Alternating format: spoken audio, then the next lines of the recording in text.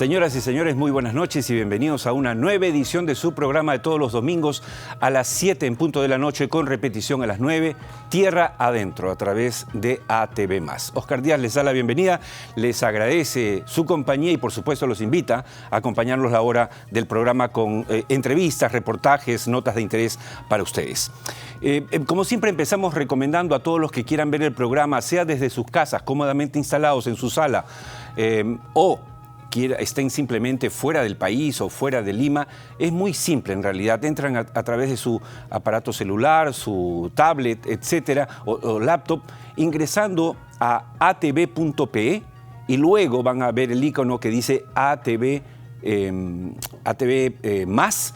Simplemente hacen clic y van a ver desde cualquier parte del mundo, en vivo y en directo, el programa Tierra Adentro. Así que está hecha la invitación.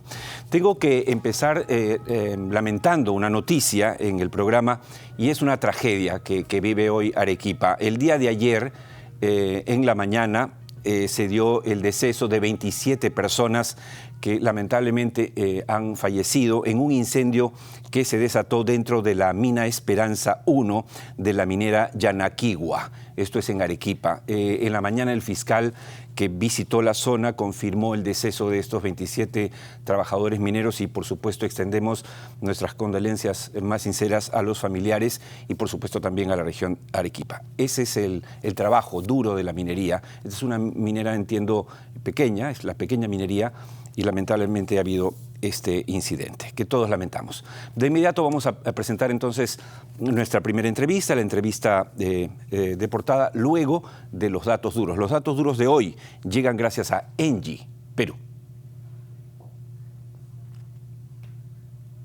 Punta Lomitas, la central eólica más grande del Perú, con 296.4 megawatts y 57 aerogeneradores. Con este proyecto seguimos impulsando la transición energética de nuestros clientes y el Perú. ENGIE, vamos más allá de la energía.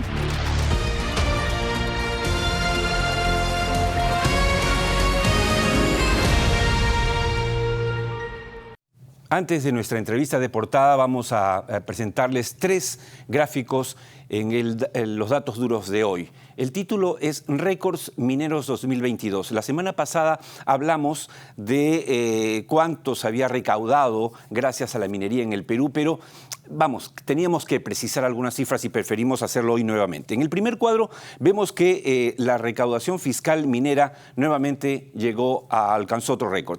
Este cuadro demuestra que la progresividad del sistema tributario minero peruano permite aprovechar adecuadamente los mayores precios de los minerales. Miren ustedes, durante el 2022 la recaudación fiscal minera alcanzó la cifra récord de casi 16.000 millones de soles. Esto equivale nada menos que al 8% de los ingresos totales del Estado.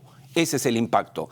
En la siguiente lámina vamos a hablar de la distribución, cómo se distribuye, cómo se alcanza esta cifra tan impresionante, que es récord.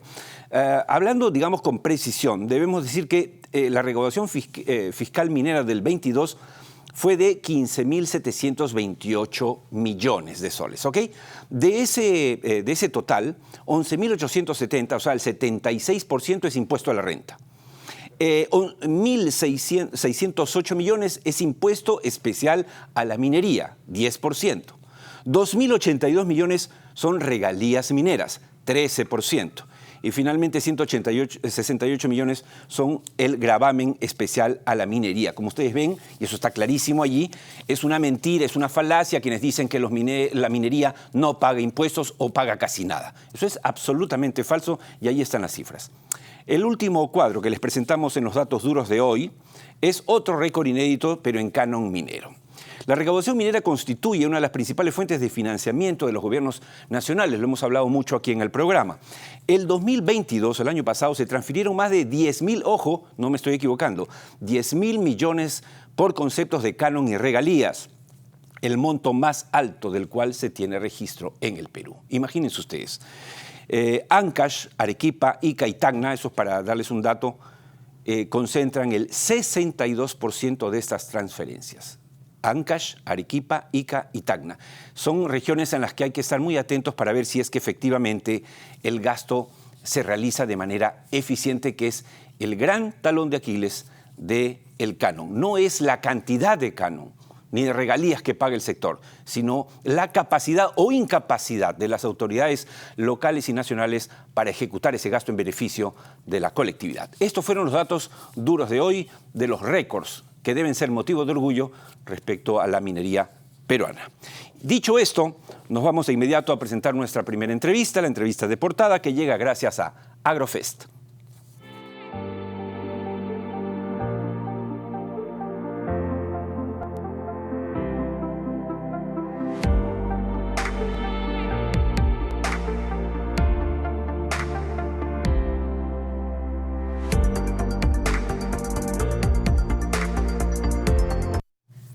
Bien, y está con nosotros nuestro primer invitado, es el ingeniero José de Pierola, experto en gestión de recursos hídricos, sobre todo en el sector minero. Buenas noches y bienvenido, José. Buenas noches, Oscar. ¿Cómo está? Lo hemos invitado, José, no solamente porque usted es uno de los hombres que más sabe de gestión de recursos hídricos en el Perú, por su larga experiencia, sino además porque el crecimiento de la demanda mundial del cobre por el cambio de la matriz energética, de lo cual hablamos hace más de un año en este programa, al inicio solitariamente, obliga a que Perú, redoble sus esfuerzos para hacer posible la producción y el incremento de la producción de cobre. Entonces vamos a llegar a ese tema. Pero empezando, el agua es un insumo esencial en la minería, ¿no? Podríamos decir que sin agua no hay minería. No hay. Pero en este momento, ¿cuánto se ha avanzado en el desarrollo de los procesos de optimización para reducir al mínimo las pérdidas de agua, priorizando obviamente su reutilización? Claro.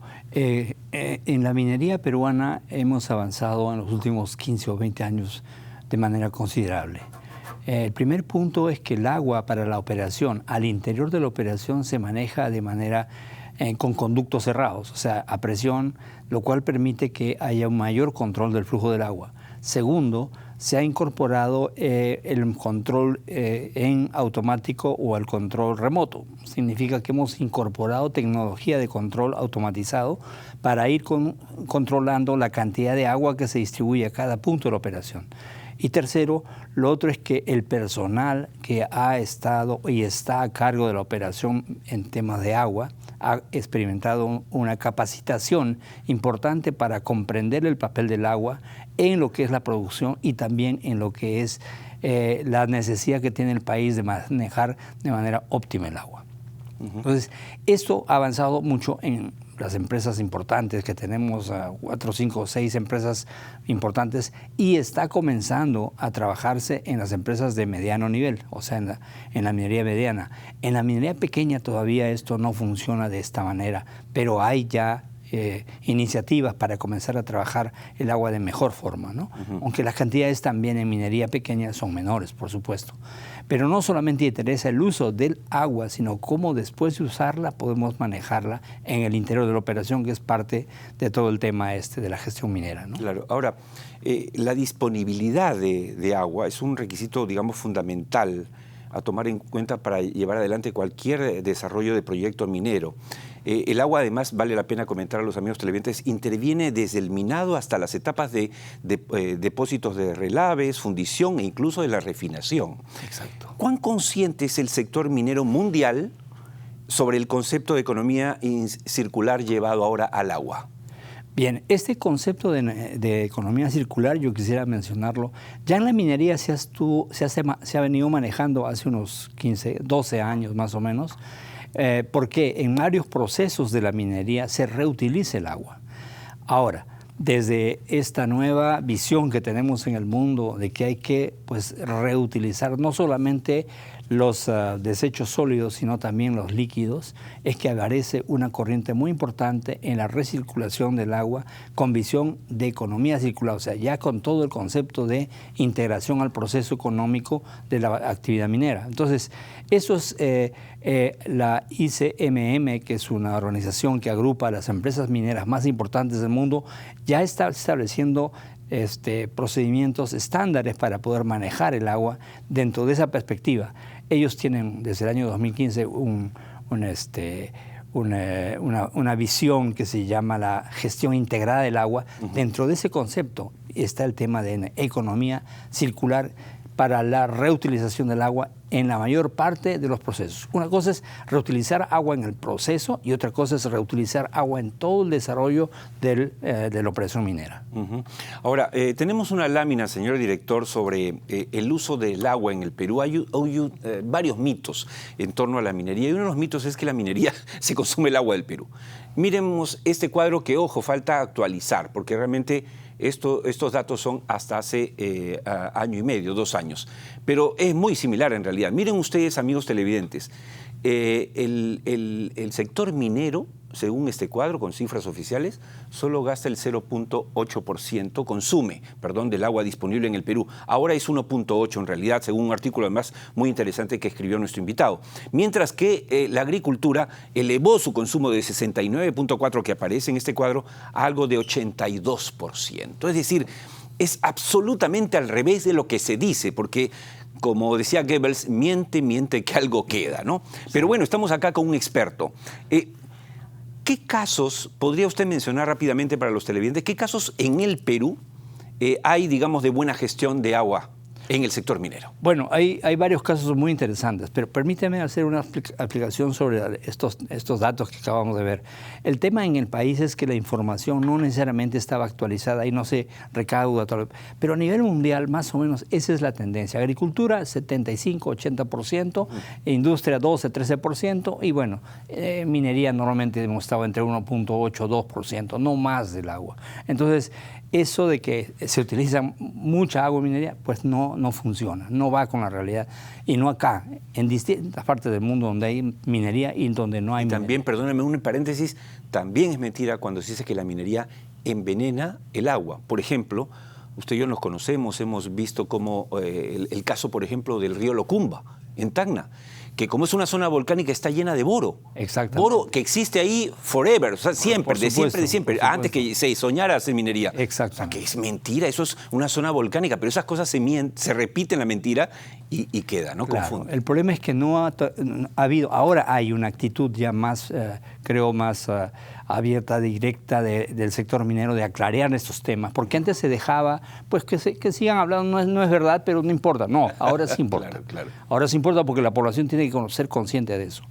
Yendo a la pregunta concreta, sí, yo tengo 3 casos que me parece importante mencionarlos. Es el caso de la mina Cerro Verde, por ejemplo. Cerro Verde ha hecho un excelente trabajo en el río Chili, ha invertido hasta $540 millones, un poco más, en tratar el agua del río Chili, que antes iba pues cruda, el agua doméstica de agua residual doméstica de Arequipa iba cruda al río, ha tratado esa agua, parte la usa en su operación y parte la entrega al río para que aguas abajo pueda ser utilizada en agricultura, pues con una agua de clase 3 que es la que normalmente se hace, ¿no? Entonces, ese es un ejemplo muy interesante. El otro ejemplo que me parece muy interesante es el caso de Antamina. Ha hecho muchos esfuerzos por poder manejar todo el sistema del circuito del agua en el interior de la operación para poder controlar el impacto que pueda tener el agua de las operaciones en el entorno. Y ese es un tema muy interesante porque además Antamina lo que ha hecho es producir su concentrado y transferirlo a la costa, a Punta Lobitos, un puerto para la exportación del concentrado, pero en ese proceso utiliza agua en el transporte. El agua al llegar a Punta Lobitos es eliminada del concentrado para compactarlo y enviarlo, y esa agua tratada es utilizada para regar hasta 170 o 180 hectáreas de bosques, por ejemplo. Ese es un ejemplo muy interesante, además del trabajo que se hace en el entorno de las operaciones con las comunidades que están aledañas a las operaciones de Antamina. Y el otro caso que me parece interesante y muy ilustrativo es el caso de Quellaveco, que va a utilizar agua del río Titire. Yo he visitado el río Titire, es un río totalmente lleno de boro, tiene arsénico, son aguas geotermales que emergen al río. Va a tomar esa agua del río y en su reemplazo ha hecho una presa de regulación hasta de 60 millones y parte de esa agua la va a devolver en el equivalente a ese flujo, y además aguas abajo va a regular agua. El valor que tiene estratégicamente el agua regulada es inmenso, porque permite tener agua en el momento que uno necesita, no cuando la naturaleza lo da, como ha ocurrido últimamente en el norte, que tenemos abundancia de agua, pero no es el momento. Entonces, esa incorporación de regulación al agua es otro elemento muy importante. Otro caso, para no Es el caso, por ejemplo, de Southern, que ha hecho la ampliación de Toquepala sin necesidad de incrementar su demanda de agua fresca.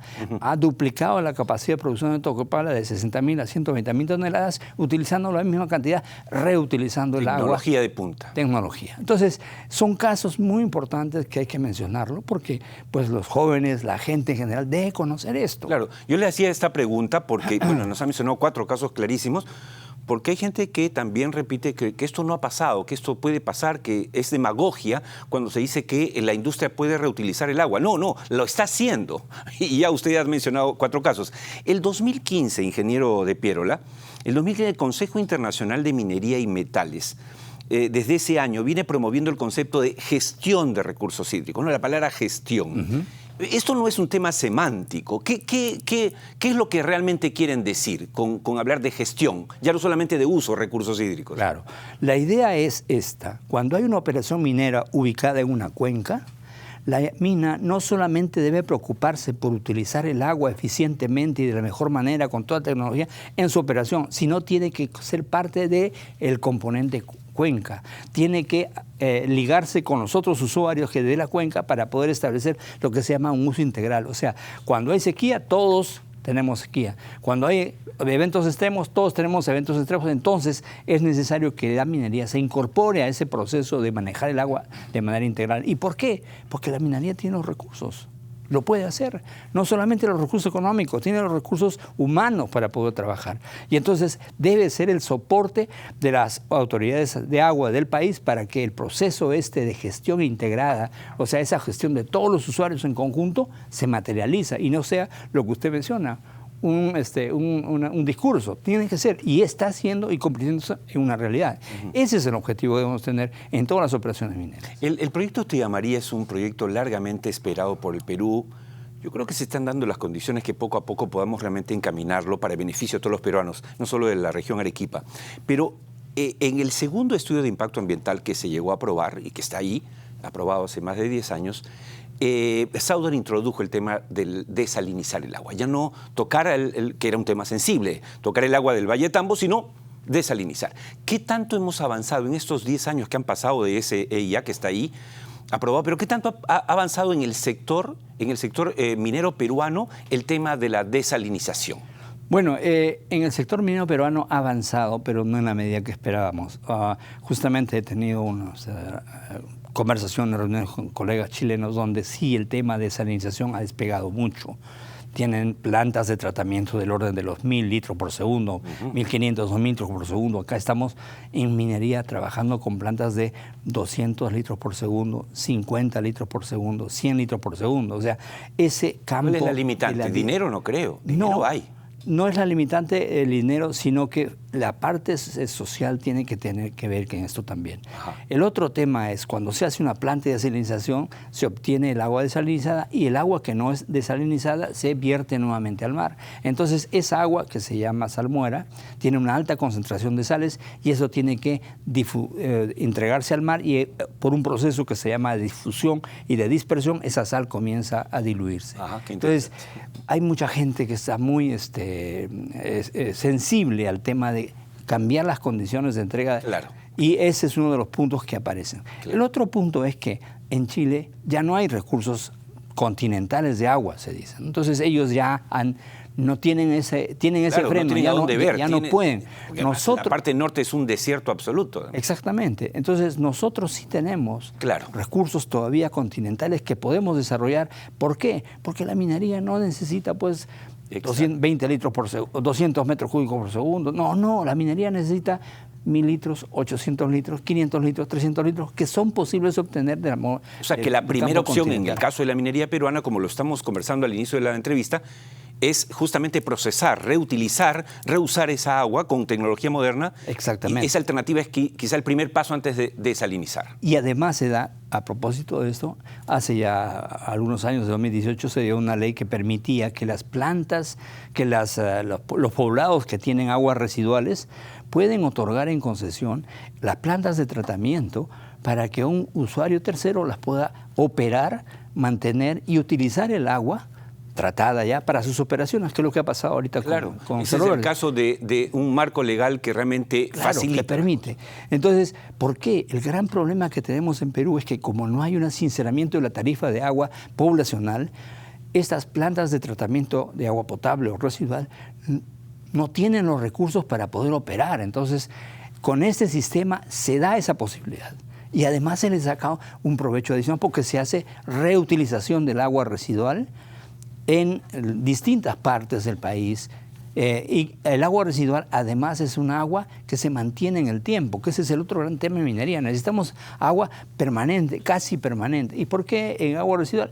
Porque la población todos los días consume agua y las poblaciones van creciendo. Así es. Y Arequipa ahora tiene una cierta cantidad de producción de agua, pero conforme pasen 10 o 15, 20 años va a ser más grande y la cantidad de agua residual que produzca va a ser mayor. Entonces la oferta de agua residual va a seguir incrementándose en todas las zonas urbanas. Y esa es una gran fuente de agua que hay que trabajar con la visión de la economía circular y del reuso que en minería se puede aplicar. No quiero que se nos vaya el tiempo sin hacerle dos preguntas muy puntuales. Le pido la mayor precisión. Uno, usted podría decir en base a su amplia experiencia, ¿hay suficiente agua disponible para impulsar el crecimiento de la explotación de cobre en el Perú?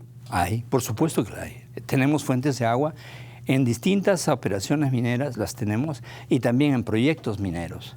Lo que hay que determinar es la cantidad más o menos aproximada exacta que se requiere para la operación y que esto se conjugue dentro de las necesidades que tiene la cuenca, los usuarios aguas abajo, los usuarios agrícolas, los usuarios poblacionales y poder establecer este conjunto de acciones que permitan regular el agua y poder satisfacer las necesidades de todos.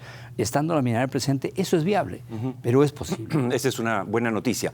Y el último tema, la Autoridad Nacional del Agua es clave para justamente el uso adecuado del recurso hídrico peruano. En los últimos tiempos, que no vamos a detenernos en el desastroso gobierno de Pedro Castillo, realmente los que estaban allá a cargo eran zapateros, cualquier cosa, menos expertos en recursos hídricos. Pero tengo entendido que el nuevo jefe de la ANA, el nuevo secretario general, son gente que sí conoce el sector. ¿Es así? Sí. Yo tengo pues evidencia de eso.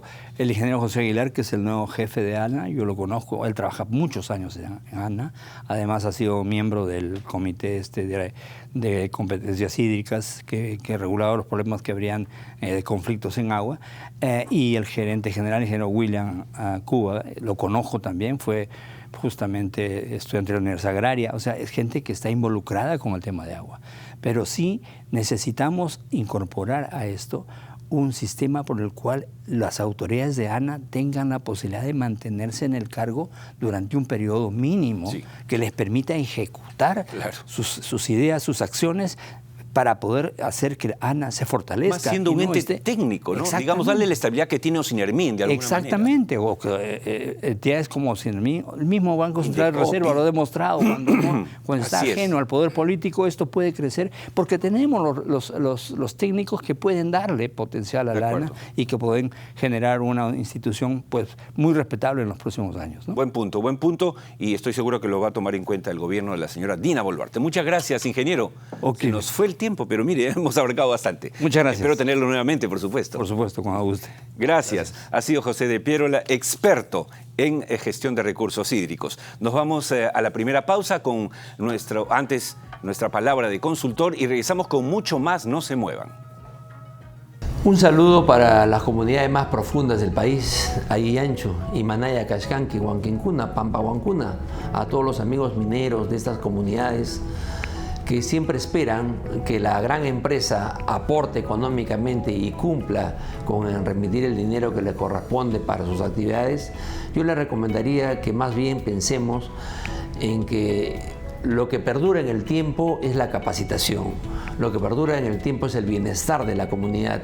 Bienestar que se da a través de obras, a través de caminos rurales, mejoras de las vías, para poder ustedes llevar directamente sus productos oriundos nativos al comercio local.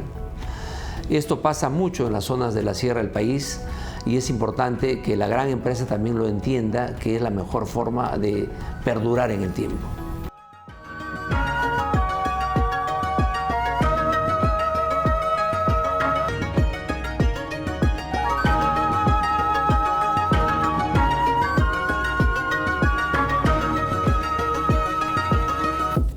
Bien, ingresamos de inmediato a la segunda parte de Tierra Adentro, como siempre los domingos a las 7 de la noche, con repetición a las 9. Gracias a quienes nos sintonizan a cualquiera de esas horas o que ingresan incluso a nuestro canal de YouTube Tierra Adentro Perú. Bien, el reportaje de hoy. Las cámaras de Tierra Adentro se fueron hasta el sur del Perú. Específicamente al puerto de Hilo, el puerto que es ahora crucial para el desarrollo de la minería mundial y peruana. Pero vamos a ver, hablando de agua, hablamos en la primera parte, cómo es que se está haciendo realidad un sueño largamente esperado por los habitantes de Hilo. Es la planta de tratamiento de aguas residuales. Esta es su historia. Si de algo adolece nuestro país, es de plantas de tratamiento de aguas residuales, conocidas como PETAR. Sin embargo, en muy poco tiempo, y gracias al esfuerzo de la empresa privada y sus autoridades locales, la provincia de Hilo contará con una de las más modernas infraestructuras. Tierra Adentro fue testigo del inicio de su construcción. Este trabajo nace del año 2009, a través de una mesa de diálogo. Definitivamente una serie de reuniones y conversaciones puesta en marcha de buenas voluntades. Felizmente, después de haber llegado a una conclusión de acuerdos, estamos iniciando pues esta construcción. El objetivo principal es satisfacer las necesidades de la población. En el año 2022 hemos visto con mucho agrado que Sauder ya ha comenzado con el proceso constructivo, ¿no? Esperamos que dentro de los tiempos, pues en el año 2024 ya podamos contar con esta nueva planta, ¿no? Que es de una tecnología de punta, mejorando en realidad la calidad de vida de todos. La prosperidad de la provincia de Hilo también trae consigo grandes retos, como el de mejorar sus servicios para la creciente población. Dentro de ellos, no hay duda de que el manejo de las aguas residuales es esencial. Estamos cumpliendo las leyes medioambientales que tiene nuestra legislación peruana. Y también porque existe el cumplimiento de esos estándares de calidad ambiental a través de los límites máximos permisibles de contaminación. Eso es importante porque comparamos la calidad de vida con un medio ambiente adecuado. Se calcula que esta planta debería iniciar sus pruebas a mediados del 2025 y tendrá una capacidad de 206 litros por segundo, muy superior a la que posee la ciudad desde mediados de los 90, beneficiando así a más de 130.000 habitantes de Hilo. Por ello no sorprende que la nueva PETAR de Hilo represente una inversión de más de 105 millones de soles. Pero hay un dato que no podemos dejar de mencionar. Esta importante obra no le costará un centavo a los pobladores. Eso impacta pues a que no sea incluida en la tarifa de los usuarios el costo de la construcción. Y también se ha suscrito un convenio de operación y mantenimiento, en el cual Sauder se va a hacer cargo por 30 años de la operación y mantenimiento de esta planta. Solo una cantidad muy limitada de plantas de tratamiento de aguas residuales en el Perú cuenta con tecnología que pueda igualar a la que será una de las más modernas del país, que además ya proyecta tener una segunda etapa. Plantas de este tipo en el Perú, ahorita las plantas de lodos activados, que es el tipo de proceso que se va a instalar acá, tenemos más o menos el 6% de todas las plantas del Perú. Se ha planteado la construcción de una nueva planta en el sector de la pampa inalámbrica, ¿no? Para que pueda atender el crecimiento poblacional que se está dando en mayor cantidad en estos últimos años, ¿no? Así como una persona necesita tener una adecuada nutrición para mantenerse sana, una comunidad necesita un manejo adecuado de sus aguas residuales para proteger su salud. Por eso, la importancia de la construcción de esta moderna infraestructura. Hilo está creciendo geográficamente, demográficamente, urbanísticamente, por lo tanto necesita modernidad en todo su sistema de saneamiento.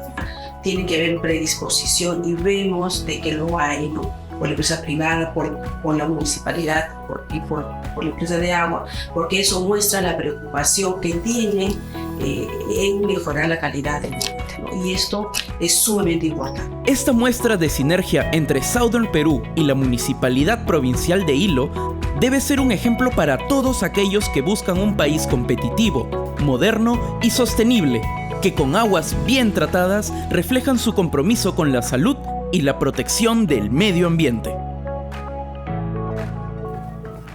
Felicitaciones, por supuesto, a Southern Perú, felicitaciones a la Municipalidad de Hilo por este encuentro feliz que va a ser realidad.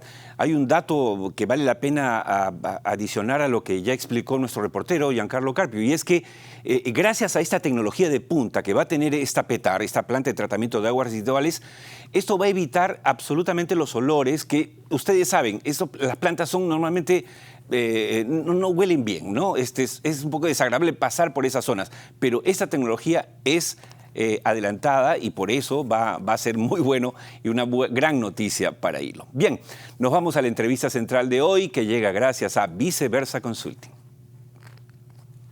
Las empresas de hoy necesitan mantener buenas relaciones con las comunidades y reducir los posibles impactos ambientales de sus operaciones. Por eso y para eso, desde hace 22 años, Viceversa Consulting gerencia soluciones. Bien, nuestra invitada ahora es Ana Cristina Barroso, directora de Calidad y Cultura Organizacional de Motiva. Buenas noches y bienvenida. Buenas noches, muchas gracias. A Tierra Adentro. Espero que sea la primera, pero no la última vez. A ver, vamos a contar a los amigos televidentes de qué se trata. Durante la pandemia del COVID-19, los trastornos de salud mental aumentaron de manera exponencial.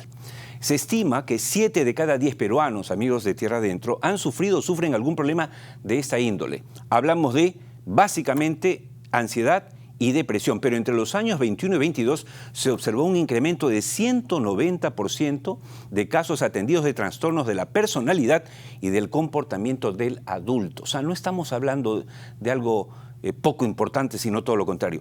Ahora, sin embargo, estas cifras van en aumento y a pesar de ello hay poca atención a estas dificultades, ¿no? Sobre todo, ciertamente, a personas de pocos recursos. ¿Cuál es la explicación, Ana Cristina, a esta desatención? Porque el Perú nunca ha tenido tanto dinero como hoy. ¿Qué es lo que está pasando? Así es. Es una coyuntura muy interesante. Por un lado, tenemos una gran demanda, como ya lo mencionaste, pero hay una escasez de recursos. Cuando digo recursos, me refiero a recurso humano. Imagínate que tenemos 9 psicólogos por cada 100.000 habitantes en el Perú. Wow. Y en 15 regiones del Perú, menos de un psiquiatra por cada 100.000 habitantes. Además, tenemos un sistema público desbordado, ya lo sabemos, pero tenemos también procesos sin organización y sin consistencia. No hay acompañamiento de este cuidado. Si combinas todas estas variables frente a una demanda tan alta como la que has mencionado, tenemos una brecha enorme de personas en necesidad y servicios insuficientes. Ahora, complementando a eso para hablar de Motiva, según un informe del Ministerio de Salud del 2021, del total de 6,5 millones de personas diagnosticadas con problemas de salud mental en el Perú, solo el 20% recibe algún tipo de atención. Es decir, que tenemos hoy por hoy en el Perú algo de 5,2 millones de personas que no reciben tratamiento. En ese contexto nace Motiva. ¿Cómo es que ustedes van a presentar, digamos, de alguna manera un aporte para la solución de ese faltante del que tú hablas? Porque físicamente, efectivamente, no pueden aparecer psicólogos y psiquiatras de hoy para mañana. Por favor. Así es, así es. La idea de Motiva aparece antes de pandemia. Sabemos, obviamente, que la salud mental es prioridad. Lo dice la Constitución, velar por la salud integralmente de cada persona. Pero además, también, durante la pandemia, se reconfirma. Efectivamente, la salud mental fue una pandemia silenciosa mientras existía una crisis de salud. Bien dicho. Y finalmente, cuando la pandemia empieza a ceder, es que todos los esfuerzos de Motiva están sumamente reafirmados y enfocados. Nosotros nos dedicamos a garantizar el bienestar emocional de las personas con una combinación maravillosa que es la unión entre la psicología y la tecnología, que es la única manera de cerrar brechas como las que acabo de mencionar. Ahora, esto quiere decir que Motiva nos habla de un servicio, de una solución omnicanal. ¿Qué quiere decir esto exactamente para los amigos de Tierra Adentro? Nosotros de una u otra manera rompemos con las ideas de las atenciones tradicionales en donde uno tiene que ir a buscar al especialista de salud mental. El paciente en el diván. Imagina. Claro que es todo un... O en la sala de espera, asustado por quién va a salir, no vaya a ser que me reconozca. Entonces, somos una solución tecnológica omnicanal porque tenemos una aplicación, tenemos una página web, tenemos además módulos portátiles de salud mental que han estado en penales, hospitales, centros de adulto mayor, en municipalidades. Es decir, que nosotros vamos hacia los pacientes, hacia los usuarios, en el lugar y el horario que ellos elijan. Bueno, eso es estupendo. Ahora, en el marco legal que rige actualmente, entiendo que hay la ley orgánica de los gobiernos regionales, la 27867, obliga a los gobiernos regionales y municipales a tener como función y obligación promover y ejecutar en forma prioritaria las actividades de promoción y prevención de salud, ¿no? Pero ¿hay más que eso? ¿De qué manera el marco legal está apoyando a que servicios como el que brinda productos como los que tiene Motiva sean requeridos e implementados? Así es, como ya dije, la Constitución en el artículo 7 exige, anuncia que velar por la salud integral de las personas es importante, y existe la Ley de Salud Mental, que es la que da los lineamientos con respecto a cómo se debe atender la salud mental de las personas desde todas las áreas del gobierno, considerando aspectos como la confidencialidad, la calidad del proceso, derechos humanos, dignidad, respeto, etc. Pero además de esto hay también una ley que exige que todas las entidades públicas deben proveer 4 capacitaciones al año en relación a salud mental para todos sus colaboradores como una estrategia preventiva de los trastornos y los problemas de salud mental. O sea que existe un marco legal, ojo, atención a los amigos gobernadores y los alcaldes sobre esta realidad que es además una necesidad. Hablemos rápidamente del sector minero. El Boletín Estadístico Minero registra algo de 211.380 trabajadores a febrero del 23, o sea, ahorita. Ellos laboran en 74 proyectos ubicados en 17 departamentos del país. ¿Qué tipo de apoyo puede darle Motiva a la atención de la salud mental de los trabajadores mineros? La población minera es muy particular por varias razones, pero particularmente por el aislamiento, el hecho de trabajar en condiciones hasta cierto punto retadoras, como la altura, el aislamiento, pero también por estos horarios que de alguna manera hacen difícil el balance entre la vida familiar y la vida profesional. Esto de una manera se ve exacerbado sobre todo cuando las personas están empezando esta vida minera o cuando van avanzando en la vida minera y no ven los resultados que habían planificado, que esperaban. Entonces, una de las cosas que se presentan, aparte del agotamiento profesional, el burnout, que es tan popular, son problemas de ansiedad, depresión, estrés, y estos 3 componentes a los cuales nosotros le llamamos indicadores clínicos tienen una alta tasa de comorbilidad, que quiere decir que existen con otros trastornos, y uno de ellos es la adicción o el alcoholismo, y también el consumo de estupefacientes. Quiere decir que cuando hablamos de problemas en salud mental, no solamente estamos hablando de los síntomas clínicos en sí, sino también de estas condiciones que acompañan estos síntomas clínicos, como las adicciones o los consumos de sustancias. Me dice nuestro director que realmente es muy duro con nosotros, con los tiempos, que eso nos está acabando, pero no quiero que se retire Ana Cristina, sin decirnos cuál es la mayor fortaleza de los productos que ofrece Motiva, tanto a instituciones públicas como privadas. Por supuesto. Nuestra gran fortaleza es brindar acceso. Nosotros, a través de nuestra plataforma, a través de nuestra digitalización de los procesos clínicos, le damos acceso a aquellas personas que nunca siquiera escucharon de lo que es atención en salud mental, nunca estuvieron en contacto con un psicólogo. Y uno de los puntos más fuertes es que todos nuestros protocolos están estandarizados. Quiere decir que la calidad es mantenida a lo largo del tiempo y a lo largo de todas las plataformas y todos nuestros productos.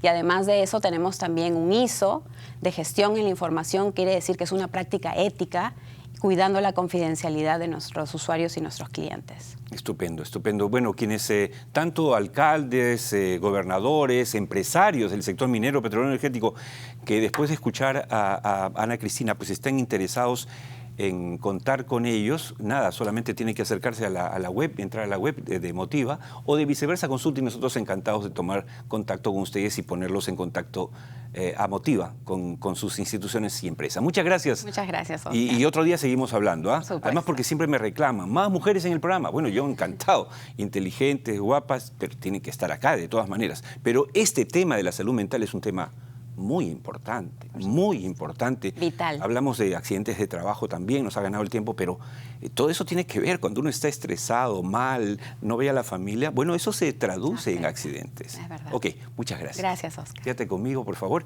Nos vamos a la última pausa del programa con Volver al Futuro, nuestro segmento. ¿Saben ustedes que ahorita nomás se estaría comercializando la primera vacuna que destruye las células cancerígenas? ¿Cuándo? Lo verán de inmediato. Luego la pausa y regresamos con la última parte del programa.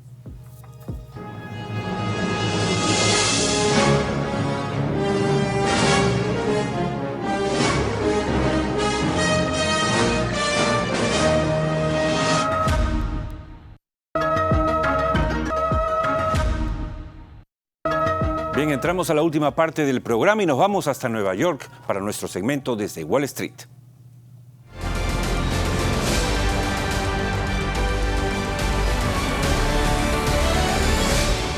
Y estamos conectados, como todos los domingos, con José González, gerente asociado de GSG Advisors. José, buenas noches. Según el informe anual de Empresas Mineras 2022 del Instituto Fraser de Canadá, Perú ha subido 8 posiciones en el ranking minero mundial en comparación con el año anterior. Ahora está en el puesto 34 de 62 regiones mineras. Hay un cuadro al respecto que van a ir viendo también, superando incluso a Chile. Ahora, la pregunta es, ¿hemos mejorado o es que han caído México, Chile y Colombia? ¿Cuál es la verdad? Hay que tomar en cuenta, Oscar, que el informe Fraser está basado en un índice en donde se hacen encuestas a inversionistas en exploración, en empresas mineras donde el 40% de peso del índice está basado en cuestiones políticas.